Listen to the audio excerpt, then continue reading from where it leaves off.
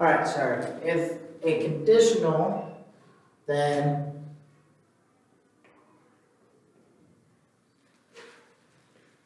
is read and cannot be determined,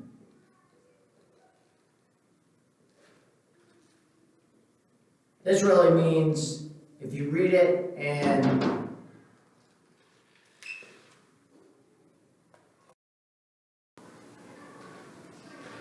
you're reading the problem and the hypothesis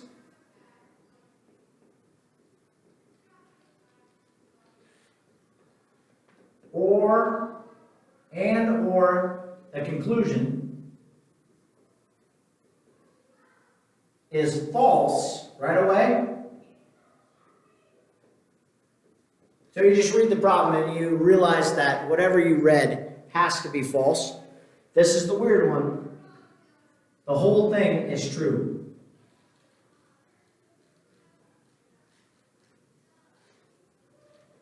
And like I said, this is the one that gets a lot of people, and we won't trick you on the quiz or the test on this, but there will be some of these on the assignment that when you read the problem, the whole thing will be false at the beginning and the end, which actually makes the whole thing true. And again, this is one where this is just a weird mathematical, geometric kind of rule. So I'm trying to find a reason why on this, on the internet, in the book. Really, I have not found it, but it's just one of those things that you kind of have to accept.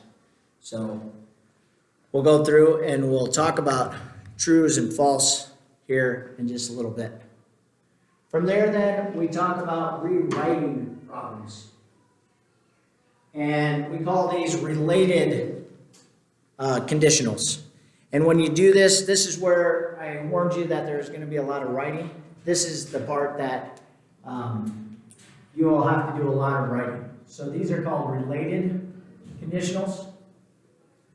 And they're related to the original problem. So the first thing that you have to do is write the problem in if-then form.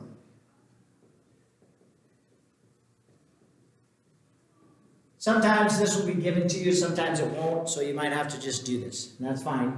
We already went over a couple of those examples. You just write, as the sentence is given to you, you basically write the problem. But when you do this, then you're going to determine if it's true or false.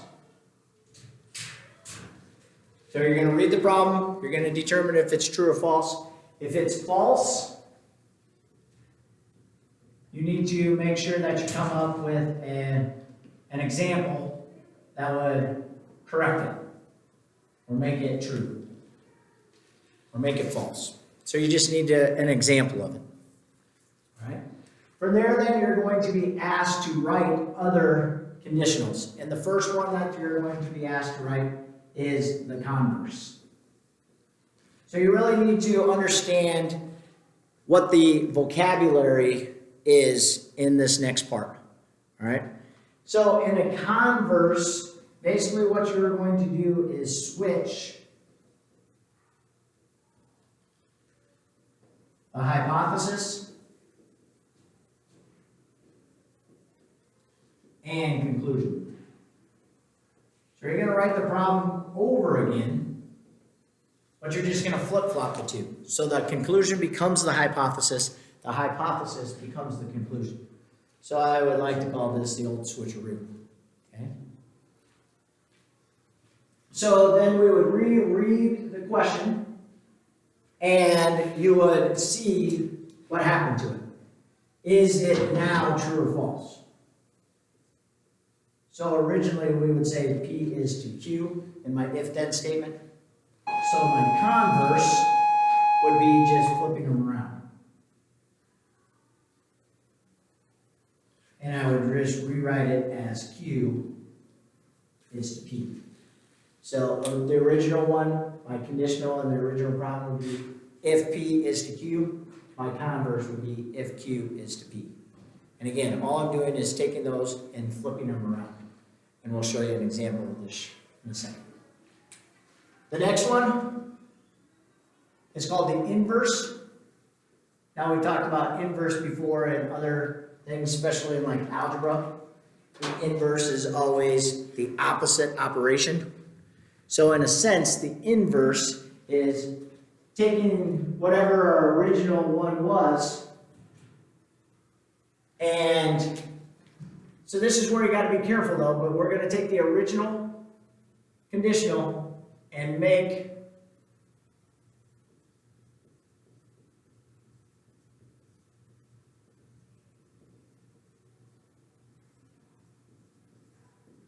so you go back and you use your original conditional, the first hypothesis and conclusion, and negate both the hypothesis and conclusion. Now again, this is the word that we went over yesterday. So a negation, the easiest way to do a negation is to say not, or you could fill it in and rewrite the problem totally, and you could change the words. But again, we go back to the original conditional. So in my original conditional, if you want to come back here and write that, we're going to say P, if P, then Q. My converse, we flip-flopped them. My inverse, we go back to P and Q in that order, but we put our little negation symbol down. So we change it to the opposite of P, then the opposite of Q. And again, we'll show you more of these in just a second, or an actual example of all this in just a second. But again then, after you do each one of these, I'm going to ask myself, is this true or is this false? And then if it's false, I need to come up with another example of how that can be true. So the last one then that we do is something called a contrapositive. And with a contrapositive, now we're going to do a combination of the two that we just got done looking at. So we're going to flip-flop them, and we're going to negate them. So, if P is to Q, then we would write the negation of Q, then we get the negation of P. So again, we flip-flop the hypothesis and conclusion, and negate each. And then once again, we're going to ask ourselves, is this true or false? Okay. So in this sequence, you're going to have 4 different sentences, and each sentence you have to ask if it's true or false. And if it's false, I got to come up with an answer that makes it true.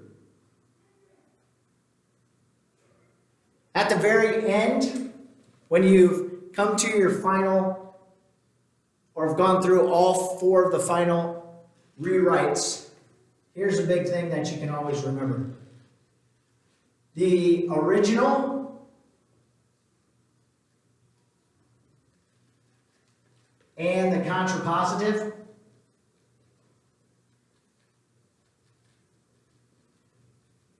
so the first one and the fourth one, if you do it in this order that we have written up here, will always have the same truth value.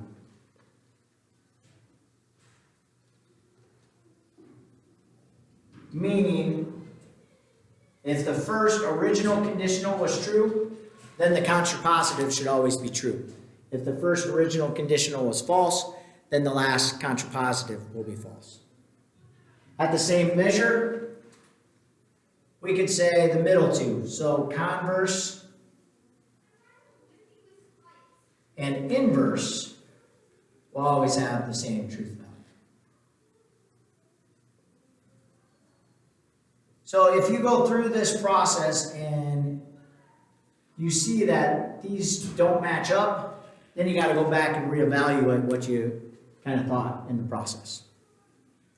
And again, you don't necessarily have to do it in this order, but if you do it in this order, then you know that those two middle ones will always have the same truth value, and the first and fourth will always have the same truth value.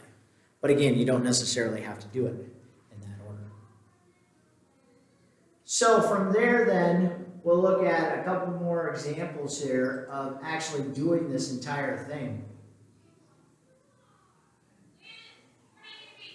But we can start out by just looking at examples of, are my conditionals true or false?